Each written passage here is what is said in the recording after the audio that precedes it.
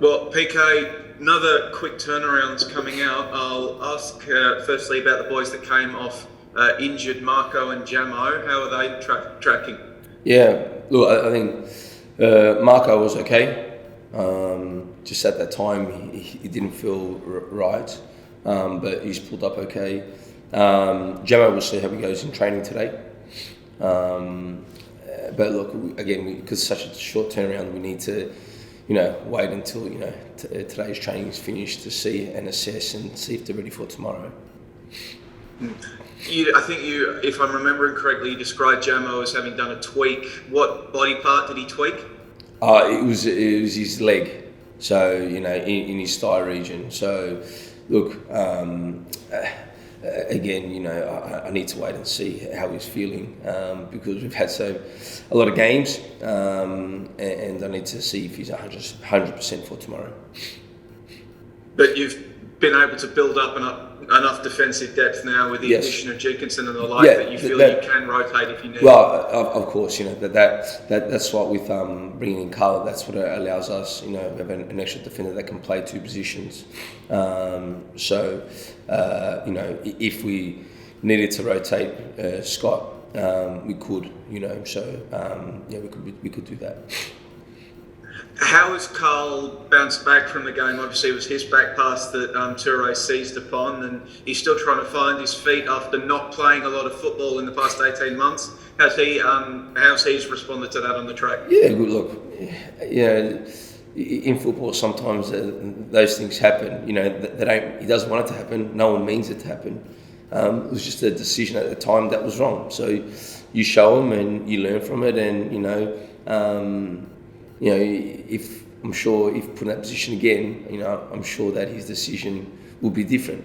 But he's played, the biggest clubs in the world. So, I think a back pass like that, which is okay, we accept it as a mistake. But I'm sure he's had to deal with a lot worse than that. He's beaten Bayern Munich at the Allianz, so he's been on the big stage before. Well, and that's the thing, people. Footballers make mistakes at all different levels, as we know. They're not perfect.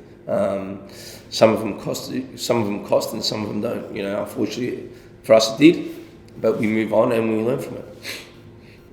Well, on the subject of learning, now that you've had a chance to go back and look at the film and do a bit of wash-up with the players, what's been your messaging to the group coming out of the Adelaide game? Look, I think keep continuing what we're doing. You watch the game, and you watch it again. That game could be anything. I'll give credit to our players because, they were fantastic, and they scored from a cross, which is, again, unlucky. They scored from a back pass. It happens. But the good thing is that we created enough chances to obviously score more goals. And that's what the really positive thing is, that we're still creating a lot of opportunities and getting in areas, to at least have a shot on goal, which I was very pleased with. And coming into your next hit out, coming up against the Jets, who have been a bit more of a unique side in the A-League men competition this season. What have you made of them so far? Yeah, look, I've never one to be always, to talk about another team, but we played them recently. They're a good side, but for us, it's concentrating on us and and how we approach the game and what we do during the game. You mentioned you did play them recently, but unfortunately you weren't able to actually be there in person for that. Do you see the game? Like, did you find yourself seeing the game from a different angle, watching it on the screen? Were you picking up things that you don't normally pick up when you're actually on the touchline watching that game? To be honest, when you're watching on TV, you're a minute delayed. So something's already happened, then you're behind. So I was actually behind instead of actually in real time.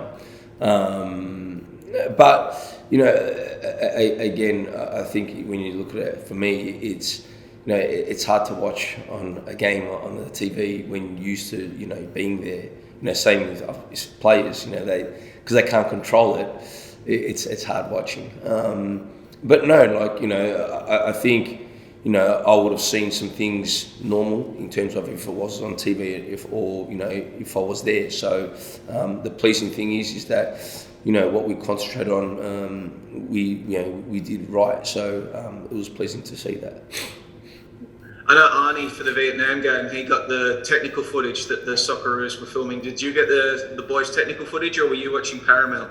I was watching Paramount, so maybe I wasn't as fortunate as Arnie, but, you know, yeah, look, again, you know, this season's all about, you know, adapting, and I had to adapt as well, so yeah, it's part of it. Yeah, I suppose Arnie had a bit more warning than you that he was going to miss the game. Yes. Yeah. In terms of the squad, we've talked about obviously Jamo and Tilio. Are you inclined to rotate any other players with such tight turnarounds at the moment? Like we'll see.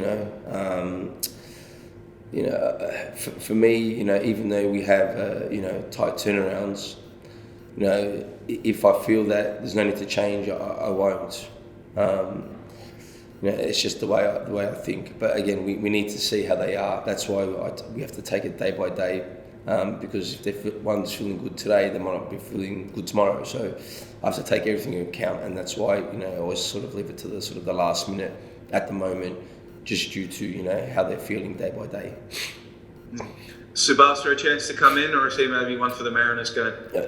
I think he's maybe closer to the Mariners game than the game for tomorrow. You know, so look, he's had some good training. You know, so yeah, look, we need to see how he is day by day.